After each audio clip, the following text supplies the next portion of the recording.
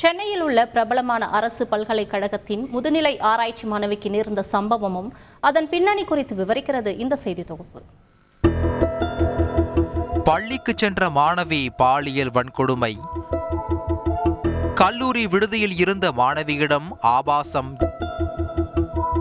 பள்ளி மற்றும் கல்லூரிகளில் படிக்கும் மாணவிகளுக்கு கடந்த சில நாட்களில் நடந்த சம்பவங்கள் பெற்றோர்கள் மத்தியில் பதற்றத்தை ஏற்படுத்திய நிலையில் மற்றொரு மாணவிக்கு நேர்ந்த சம்பவம் அதிர்ச்சியை ஏற்படுத்தியுள்ளது.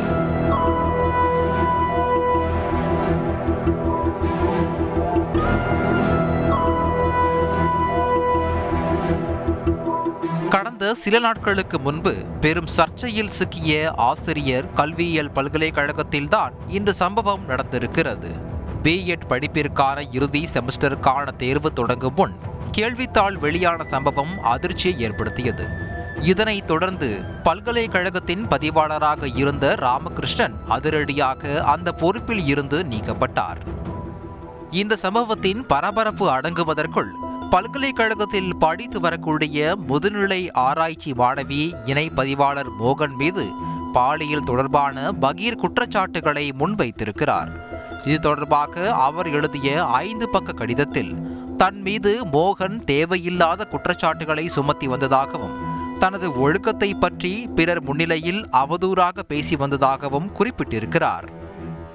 மேலும் தலை முதல் கால் வரை தன்னை தவறான கண்ணோட்டத்துடன் மோகன் பார்ப்பதாகவும் அவரது அறைக்கு தனியாக அழைப்பதாகவும் குறிப்பிட்டுள்ள மாணவி பல்கலைக்கழகத்தில் உள்ள பெண்கள் பாதுகாப்பு ஆணையத்தில் இது தொடர்பாக புகார் அளித்திருக்கிறார்.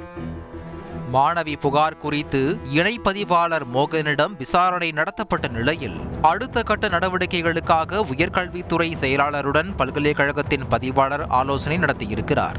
அறிவை போதிக்க வேண்டிய ஆசிரியர்களே தடம் பிறழ்வது சமூகத்தின் அவலம் என்கின்றனர் கல்வியியல் ஆர்வலர்கள்.